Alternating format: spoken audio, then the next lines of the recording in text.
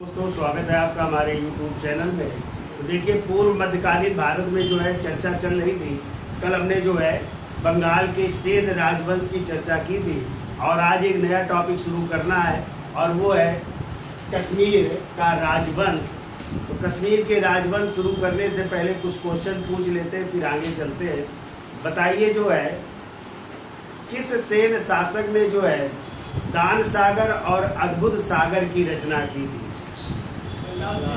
बल्लाल सेन। लेकिन अद्भुत सागर को पूर्ण नहीं कर पाया था, तो किसने पूरा करने का था? लक्ष्मण सेन ने। हाँ, उनके बेटे लक्ष्मण सेन ने जो है पूरा किया था। बताइए अच्छा, किसके दरबार में गीत गोविंद के रचयिता जयदेव निवास करते थे? तो इन्हीं लक्ष्मण सेन के दरबार में जो है गीत गोविंद के रचयिता कौन निवास करते हैं? जयदेव। और साथ में उनके प्रधानमंत्री हलायुध। तो हलायुध की पुस्तक कौन सी है? ब्राह्मण सर्वस्व के लेखक हलायुध भी उनके दरबार में निवास करते थे।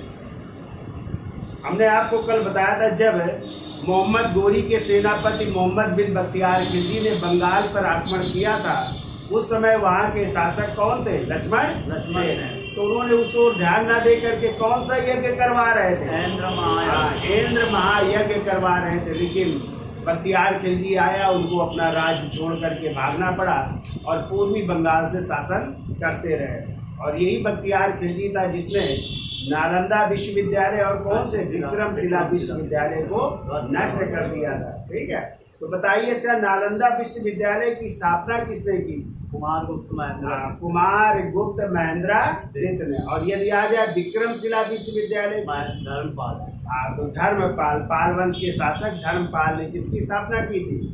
विक्रमशिला विश्वविद्यालय की स्थापना की।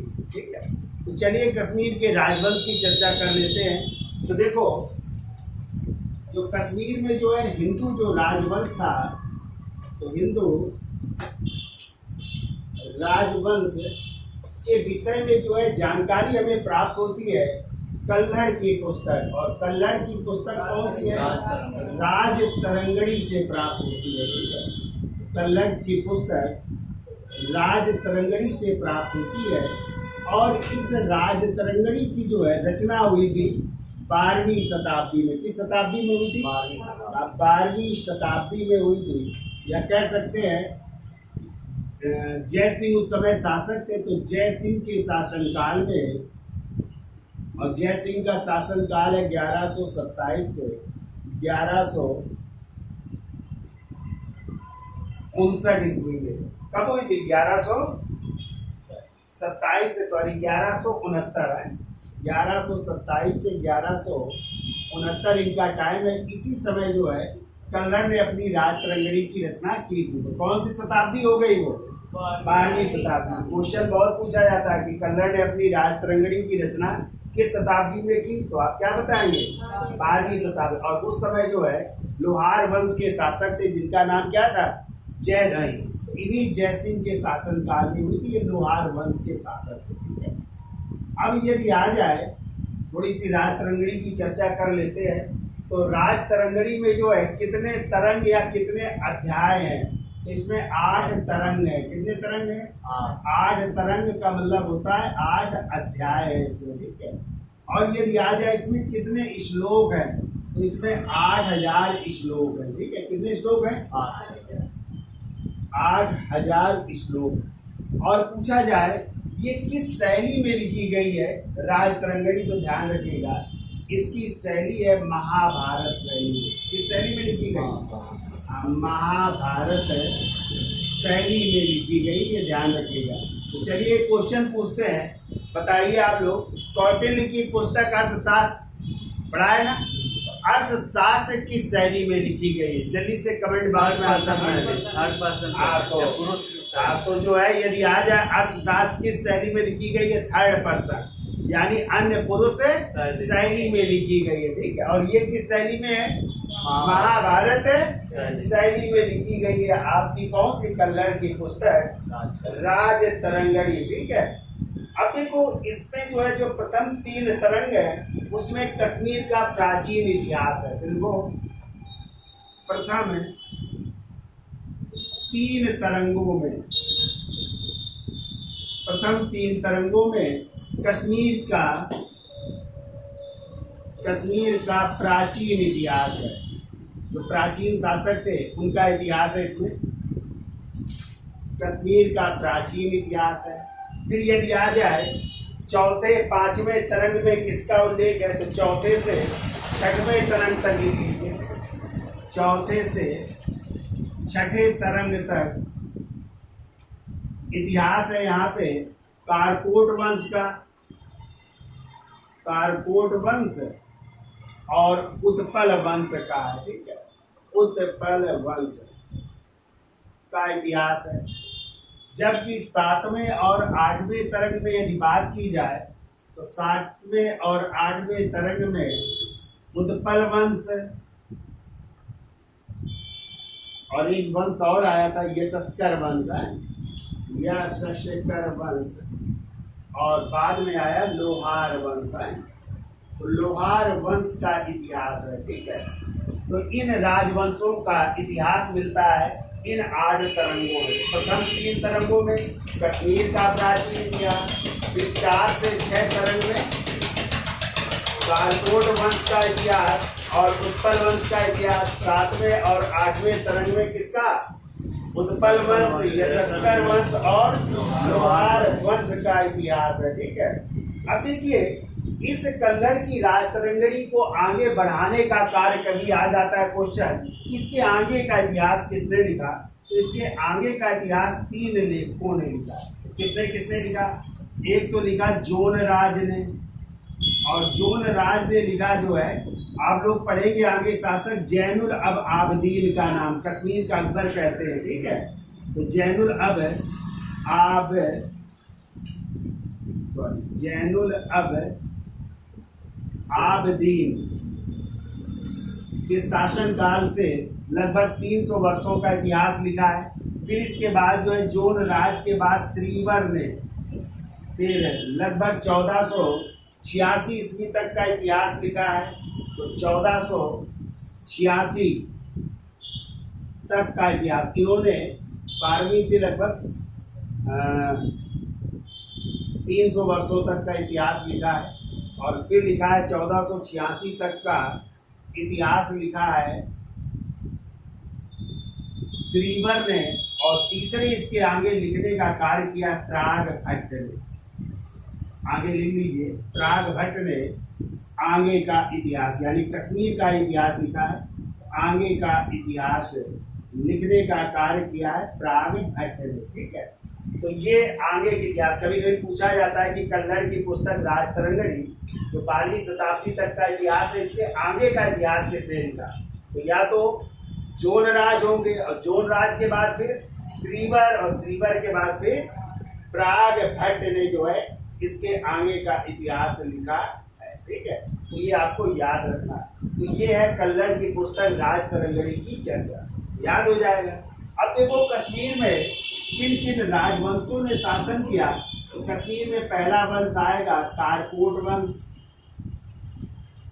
और कारकोट वंश के बाद आएगा यहाँ पे उत्पल वंश, और उत्पल वंश के बाद यहाँ पे आएगा तीसरा राजवंश यशस्कर वंश, यशस्कर वंश आएगा, और यशस्कर वंश के बाद जो है अगला राजवंश आएगा लोहार वंश, और इसी लोहार वंश की राजकुमारी होगी दिद्दा, जिनका विवाह होगा यशस्कर वंश के राजा क्षेमेंद्र गुप्त के साथ। और यही रानी दिद्दा थी जो 10वीं शताब्दी में कश्मीर की शासिका होंगी, और इन्होंने 50 वर्षों तक शासन किया, और इन्होंने ही लक्ष्मी की आकृति के सिक्के भी चलाए। अब हम एक एक राजवंश की चर्चा कर लेते हैं। ठीक है, इतना याद हो जाएगा। यानी हिंदू राजवंश की जो कश्मीर का हिंदू राजवंश का जानकारी हमें किससे मिलती है, कल्लड़ की पुस्तक राजतरंगड़ी। किस शताब्दी में लिखी गई, 12वीं शताब्दी। किसके समय, लोहार वंश के शासक जय सिंह, और जय सिंह का टाइम है 1127 से 1169 ईस्वी। ठीक है, 1169 ईस्वी के बीच लिखी गई। इसमें कितने अध्याय हैं, 8। इन्हीं को कहते हैं तरंग है, 8 तरंग या 8 अध्याय हैं। और कितने श्लोक हैं, 8000 श्लोक हैं। किस शैली में लिखी गई है? तो आपको याद रखना किस शैली में? महाभारत शैली में लिखी गई है। और इसमें प्रथम 3 तरंगों में कश्मीर का जो है प्राचीन इतिहास है, फिर 4 से 6 तरंग में कारकोट वंश उत्पल वंश का इतिहास है, 7वें और 8वें तरंग में उत्पल वंश संस्कर वंश और लोहार वंश का इतिहास है। ठीक है, फिर यदि आ जाए इसको आगे बढ़ाने का कार्य, यानी राजतरंगिणी के आगे का इतिहास किसने लिखा है? किसने लिखा? जोन राज ने, इसके बाद श्रीवर ने और सबसे बाद में राघट ने कश्मीर का इतिहास लिखा। और इस राजवंश में कौन कौन से शासन राजवंश हुए? कारकोट, उत्पल, संस्कर और लोहार। इसका स्क्रीनशॉट ले लो, फिर आगे चलते हैं। देखिए कश्मीर का पहला राजवंश है और वो है कारकोट वंश। देखिए कारकोट वंश की यदि बात की जाए संस्थापक कौन थे तो वो थे दुर्लभ वर्धन। देखिए कारकोट वंश के संस्थापक दुर्लभ वर्धन थे, जिन्होंने 7वीं शताब्दी में इस वंश की स्थापना की। 7वीं शताब्दी में इस वंश की स्थापना की और इन्होंने देखो गोनद वंश के, पहले यहाँ पे गोनद वंश था, और इन्होंने गोनद वंश के शासक बालादित्य की हत्या करके, गोनद वंश के शासक बालादित्य की हत्या करके, बालादित्य की हत्या करके इस वंश की स्थापना की। इस वंश की स्थापना यहाँ पे पहले गोनद वंश था। ठीक है, अब देखिए दुर्लभ वर्धन जो है कन्नौज के किस शासक का समकालीन था? हर्षवर्धन का। हर्षवर्धन का टाइम क्या है? 606 से 647 ईस्वी। और आपको हमने पीछे बताया था कि हर्षवर्धन ने जब कश्मीर पर आक्रमण किया था उस समय शासक कौन थे? दुर्लभ वर्धन। और फिर जो है इन्हीं दुर्लभ वर्धन ने हर्ष को किसके दांत वापस किए थे? तो गौतम बुद्ध के दांतों को वापस किया था किसने? इन्हीं दुर्लभ वर्धन ने। और फिर उनको जो है हर्षवर्धन ने स्थापित करवाया था कन्नौज में, कहीं पे स्थापित करवाया था गौतम बुद्ध के दांत। ठीक है, जो कहाँ पे थे? कश्मीर में, इन्हीं शासक के पास थे। देखिए अगला पॉइंट, देखो दुर्लभ वर्धन कन्नौज के शासक हर्षवर्धन का समकालीन था। दुर्लभ वर्धन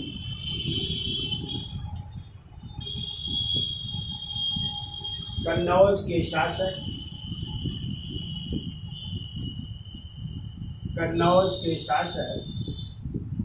हर्षवर्धन का समकालीन था। हर्षवर्धन का समकालीन, हर्षवर्धन का समकालीन था। और इसने हर्षवर्धन को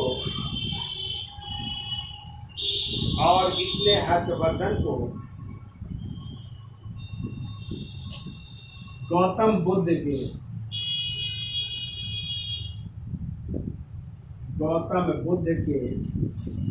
दांत दिए थे। गौतम बुद्ध के दांत दिए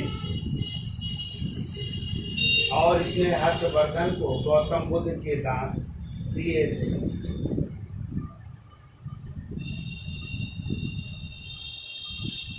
अगला पॉइंट देखो दुर्लभ वर्धन के बाद दुर्लभक,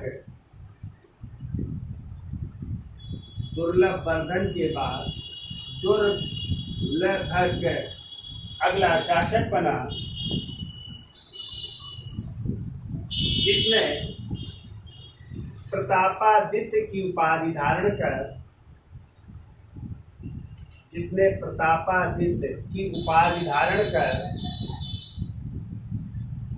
प्रतापपुर नगर की स्थापना की। एक नगर बसा रहा है, प्रतापपुर नगर की स्थापना की। देखिए दुर्लभ वर्धन के बाद दुर्लभक अगला शासक बना, जिसने प्रतापादित्य की उपाधि धारण करके प्रतापपुर नगर की स्थापना, प्रतापपुर नगर की स्थापना।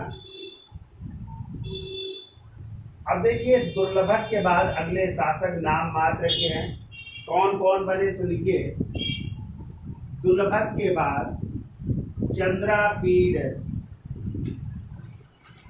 चंद्रापीड प्रजादित्य, चंद्रापीड प्रजादित्य तथा दूसरा नाम लिखिए तारापीड उदयादित्य शासक बने।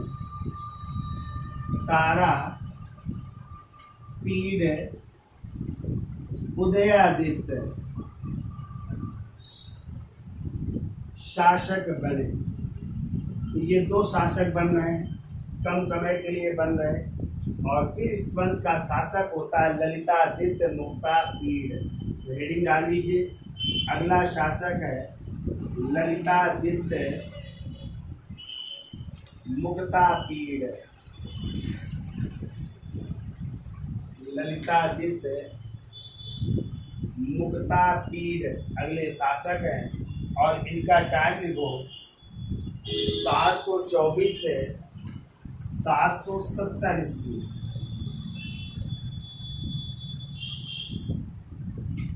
724 से 770 ईस्वी। ठीक है, इनके बारे में दो चीज याद रखनी है आपको।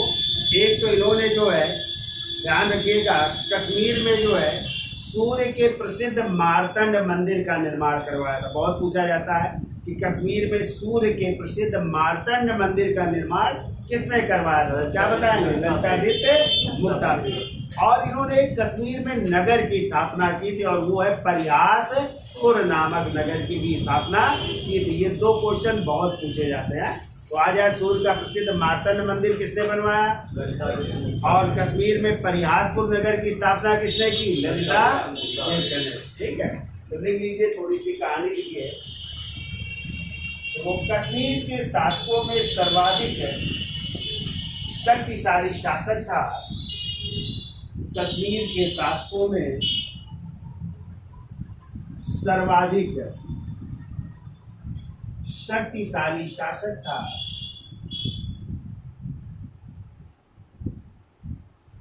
सर्वाधिक शक्तिशाली शासक था। देखो, इसने चीन के शासक के दरबार में 733 ईस्वी में एक दूत मंडल भेजा था। चीन के शासक के दरबार में 733 ईस्वी में चीन में दूत मंडल भेजा था। चीन में दूत मंडल भेजा।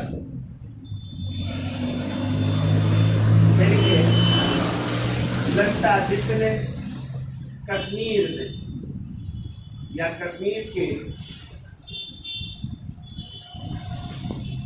वो ललितादित्य ने कश्मीर में सूर्य के प्रसिद्ध है, कश्मीर में सूर्य के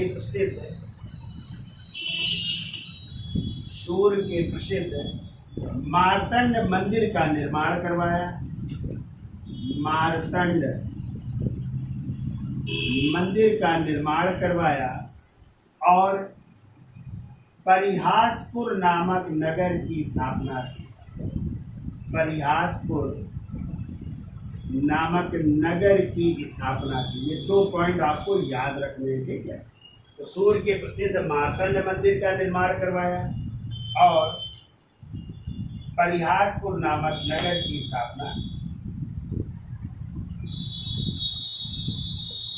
परिहासपुर नामक नगर की स्थापना। अगला पॉइंट को देखो, ललितादित्य ने कन्नौज के शासक,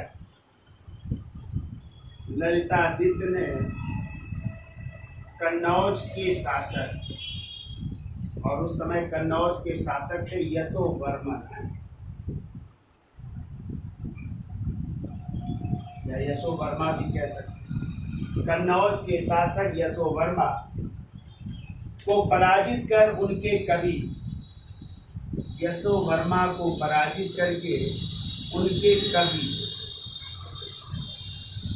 यशोवर्मा को पराजित करके उनके कवि वाक्यपति, वाक्यपति जिनकी रचना गॉड वो है, क्या रचना, गॉड वो, ये रचना इनकी है। तो वाक्यपति और दूसरे थे भवभूति, भवभूति को अपने साथ कश्मीर लाए थे, भवभूति को अपने साथ कश्मीर लाए थे। तो भवभूत की रचना पता है आपको, मालती माधव और उत्तर रामचरित और महावीर चरित है, ये रचना है भवभूत किया है। तो भवभूत को जो है अपने साथ कहाँ लाए थे, कश्मीर लाए थे। तो ये कहानी है किसकी, ललिता दित्य मुक्ता पीढ़ की, याद हो जाएगा। तो सर्वाधिक शक्तिशाली शासक, 733 में चीन में दूत मंडल भेजा, कश्मीर में सूर्य के प्रसिद्ध किस मंदिर का निर्माण करवाया, मार्तंड मंदिर का। कौन सा नगर बसाया, अलिहाजपुर नगर की स्थापना की। और उसने जो है कन्नौज के शासक यशोवर्मा के जो कवि थे वाक्यपति, जिनकी रचना है गौड़वो, और भवभूत को अपने साथ कहाँ ले आए थे, कश्मीर ले आए। ठीक है, अब देखिए इस शासक के बाद जो है अगले शासक बनते हैं, हेडिंग डाल लीजिए, जयापीड़ विनयादित्य।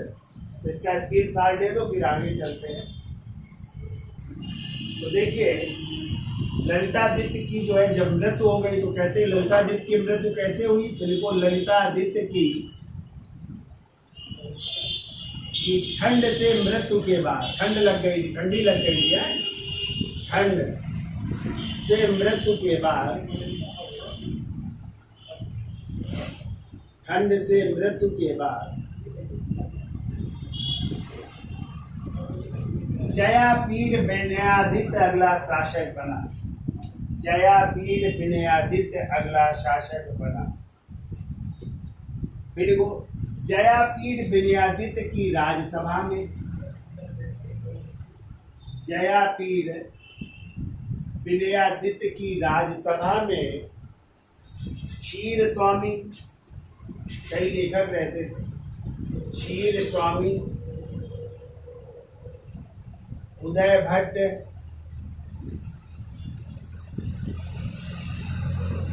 वामन, देखो जयापीड़ विनयादित्य की राजसभा में क्षीर स्वामी, उदय भट्ट, वामन और दामोदर गुप्त, और दामोदर गुप्त जैसे लेखक एवं विद्वान रहते थे, दामोदर गुप्त जैसे लेखक एवं विद्वान रहते थे। फिर वो इस वंश के अंतिम शासक, इस वंश के अंतिम शासक उत्पला दित्य या उत्पलापीड़, उत्पलापीड़, अंतिम शासक उत्पलापीड़ की 855 ईस्वी में,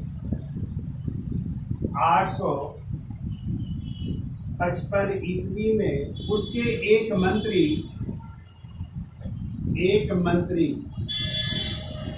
सूर ने हत्या करके, उसके एक मंत्री सूर ने हत्या करके अवंती वर्मन को अगला शासक बनाया। तो अगले शासक बन गए अवंती वर्मन, अवंती वर्मन को अगला शासक बनाया। और इस तरह अवंती वर्मन अगले शासक बने और उनका ही वंश कहलाता है उत्पल वंश। तो हेडिंग डाल लीजिए।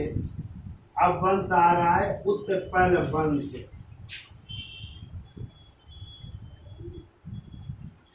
और उत्पल वंश के संस्थापक हैं अवंती वर्मन है। तो हेडिंग डाल लीजिए अवंती वर्मन, और अवंती वर्मन का टाइम लीजिए 855 से 883 ईस्वी। 855 से 883 ईस्वी इनका टाइम है।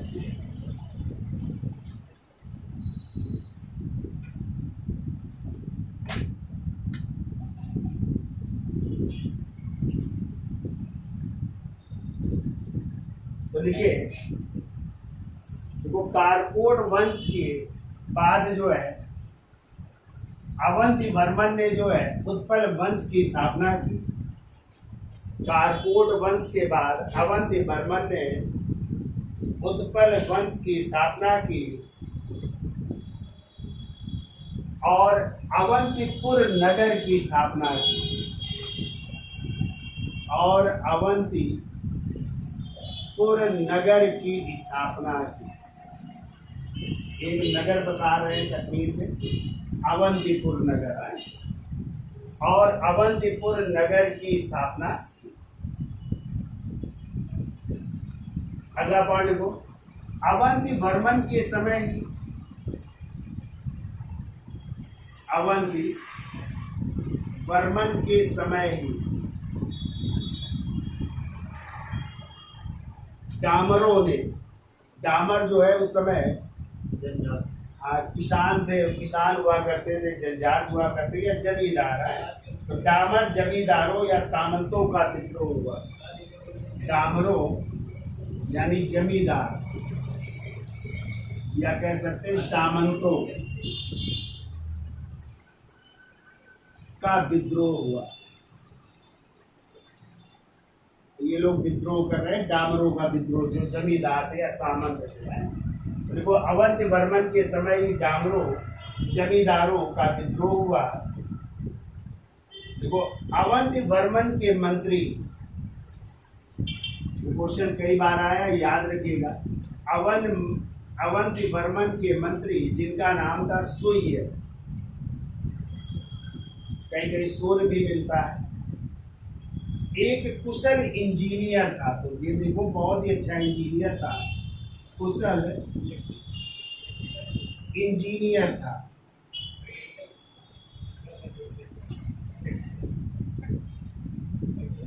देखिए अवंती वर्मन के एक मंत्री जिनका नाम था सुई या सूर्य, एक कुशल इंजीनियर था, और इसने कृषि की उन्नति के लिए, और इसने कृषि की उन्नति के लिए, कृषि की उन्नति के लिए झेलम नदी में, झेलम नदी में, झेलम नदी का प्राचीन नाम क्या था? वितस्ता। वितस्ता था ना। तो झेलम नदी में एक बांध बनवाकर,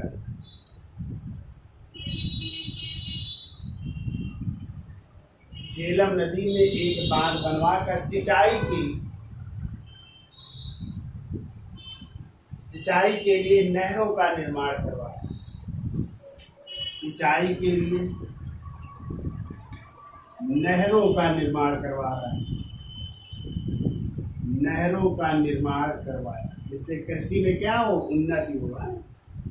तो ये कई बार पूछा गया है कि कौन एक इंजीनियर थे जिन्होंने झेलम नदी में बांध बनवा करके सिंचाई के लिए नहरों का निर्माण करवाया। ठीक है, देखो और इसी के नाम पर,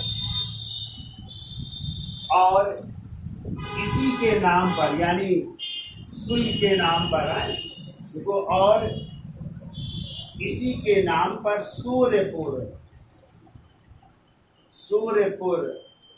या वर्तमान में इसी को सोपोर कहते हैं। आपने सुना होगा, जब कश्मीर आप जाते हैं, गए हैं कभी? हाँ, तो सोपोर जिला, यहाँ पे आतंकवादी घटनाएं खूब होती थी। तो वर्तमान में सोपोर नगर की स्थापना की। नगर की स्थापना की, इन्हीं के नाम पर ये सोपोर शहर बसा है, ठीक है। इसका पहले नाम था सूर्यपुर, वर्तमान में सोपोर कहते हैं। देखो इन्हीं के नाम पर सूर्यपुर या वर्तमान सोपोर नगर की स्थापना की गई। अगला पॉइंट देखो एक विद्रोह के दौरान, एक विद्रोह के दौरान अवंती वर्मन की मृत्यु हो गई। अवंती वर्मन की मृत्यु हो गई। अतः उनकी पत्नी सुगंधा देवी ने, अतः उनकी पत्नी सुगंधा देवी ने कुछ वर्षों तक शासन किया। सुगंधा देवी ने कुछ वर्षों तक शासन किया।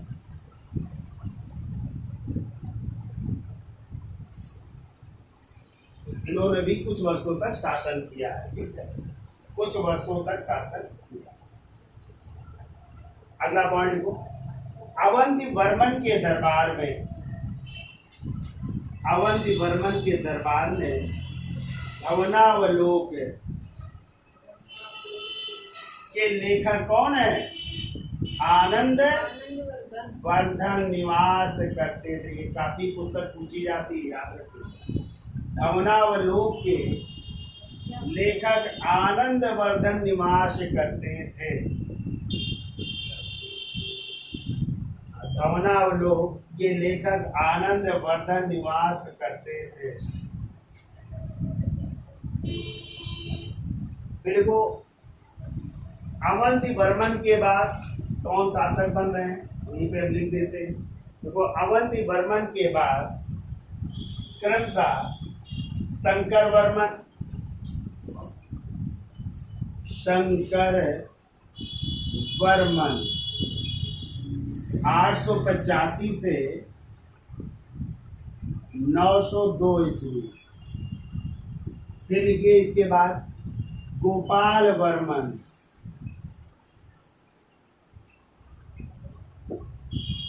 तो देखिए अवंती वर्मन के बाद शंकर वर्मन 885 से 902 तथा गोपाल वर्मन 902 से 904 ईस्वी शासक हुए।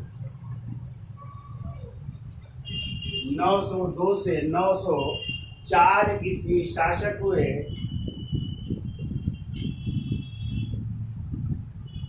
और इसी गोपाल वर्मन से यशस्कर नामक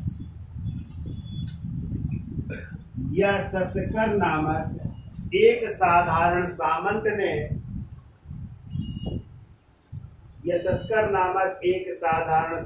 ने सत्ता छीन ली।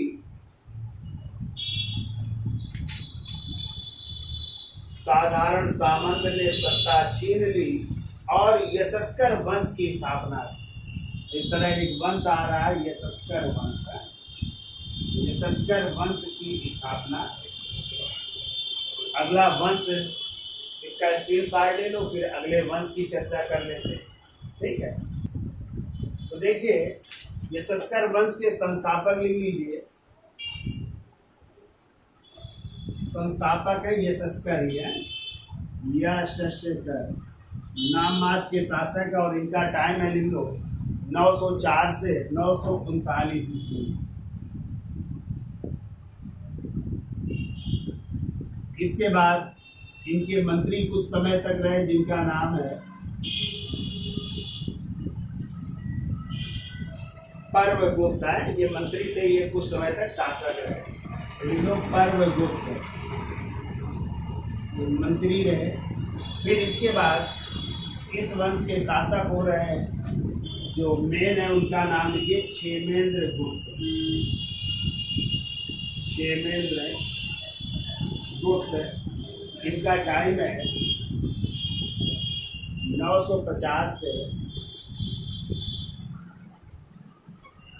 958 ईस्वी, यानी जान लीजिए क्षेमेंद्र गुप्त 950 से 958 ईस्वी। तो देखिए पहला पॉइंट लिखो, क्षेमेंद्र गुप्त का विवाह लोहार वंश के शासक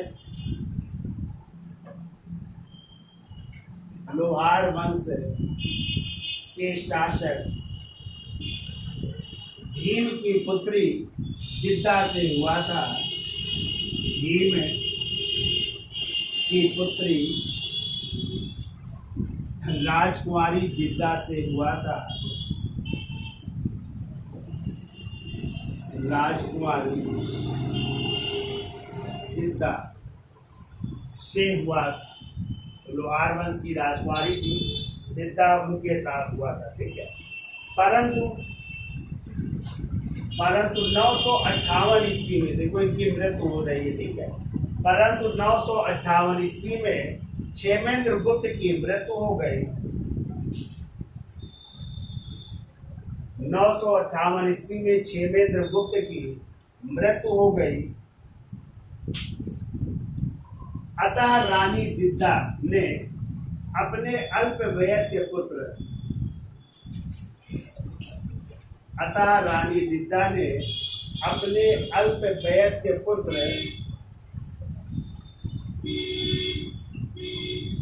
अभिमन्यु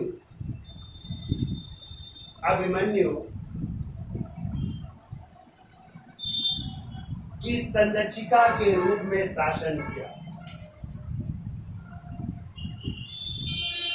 अपने पुत्र अभिमन्यु की संरक्षिका के रूप में शासन किया। संरक्षिका के रूप में शासन किया। परंतु 972 में अभिमन्यु की मृत्यु हो जाने पर, परंतु 972 ईस्वी में अभिमन्यु की मृत्यु हो जाने पर रानी दिद्दा ने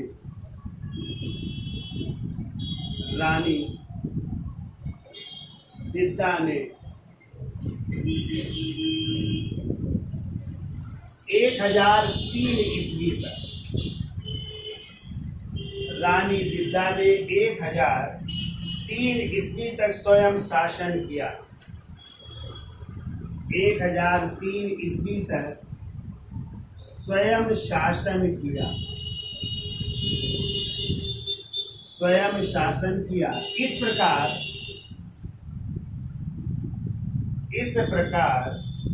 कश्मीर की सत्ता व्यावहारिक रूप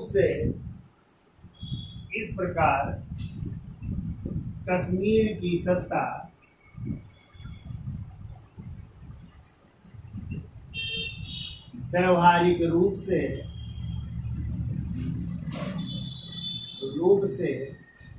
रानी दिद्दा के पास 50 वर्षों तक रही। रानी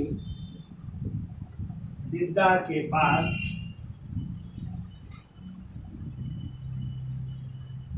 50 वर्षों तक रही। तो देखो पहले अपने बेटे की संरक्षिका बनी, तब शासन किया। 958 से कब तक? 72 तक। तो वास्तविक रूप से किसके पास रही? दिद्दा के पास। और फिर जब 972 में बेटे की मृत्यु हो गई तो स्वयं जो है शासका बन रही। कब तक? 1013। तो लगभग कितने 50 वर्ष तक इन्होंने जो है क्या किया? शासन किया। के पास 50 वर्षों तक रही है, 50 वर्षों तक रहती है। देखो रानी दिद्दा ने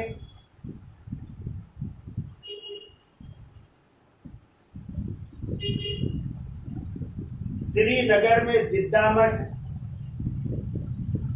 रानी दिद्दा ने श्रीनगर में दिद्दा मठ, एक मठ बनवा रही है, दिद्दा मठ एवं लक्ष्मी की आकृति के सिक्के चढ़ाए। ये याद रखिएगा, लक्ष्मी की आकृति के सिक्के चढ़ाए। लक्ष्मी देवी की आकृति के लक्ष्मी देवी की आकृति के सिक्के चढ़ाए।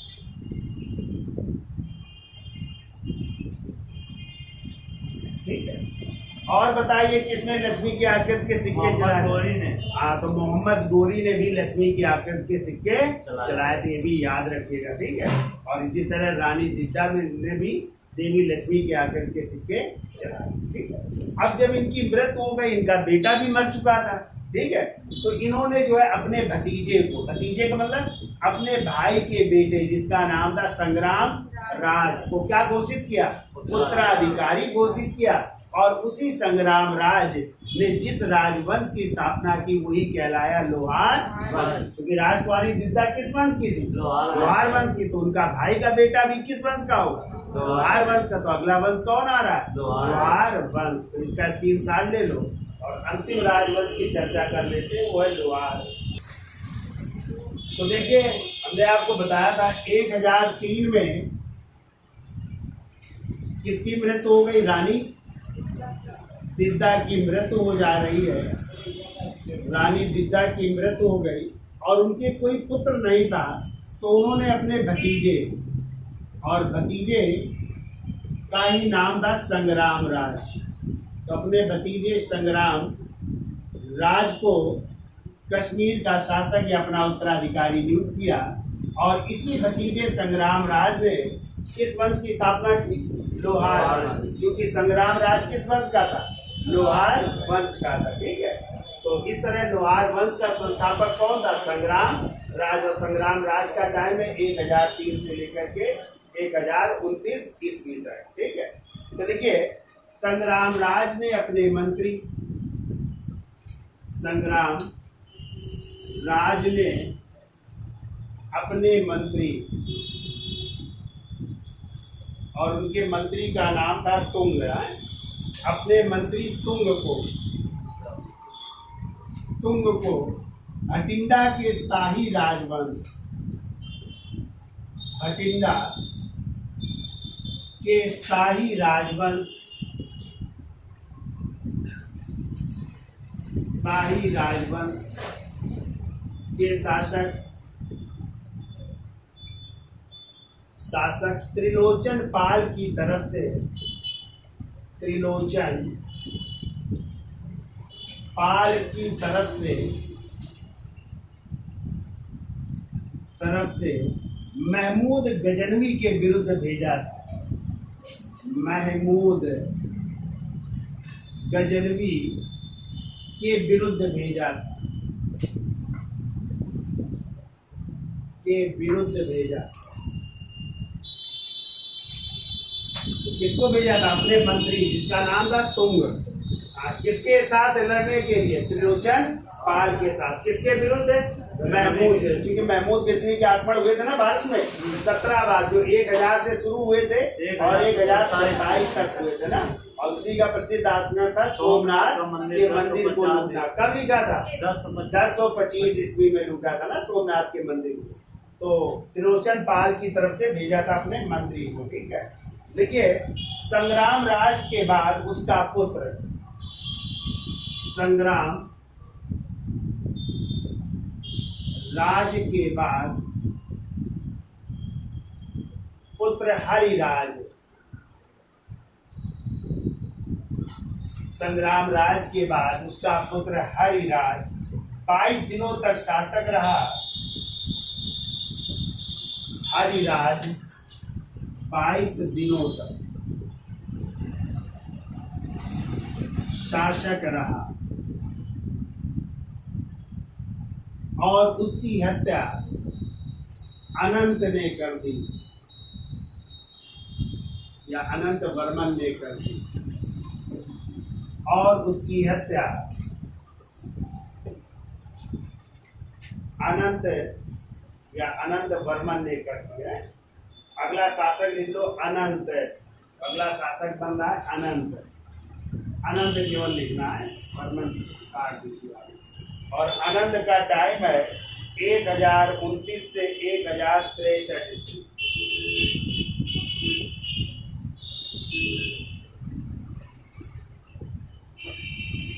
1029 से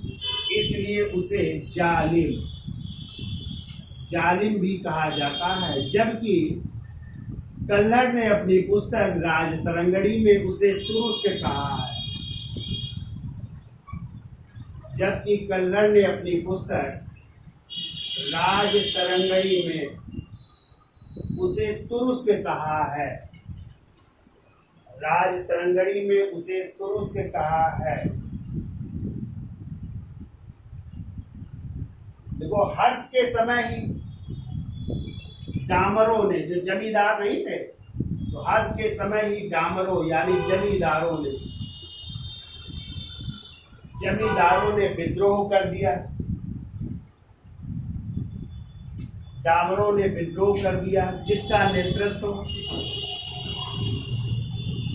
उत्सल व सुसल नामक दो भाई, जिसका नेतृत्व उत्सल और सुसल नामक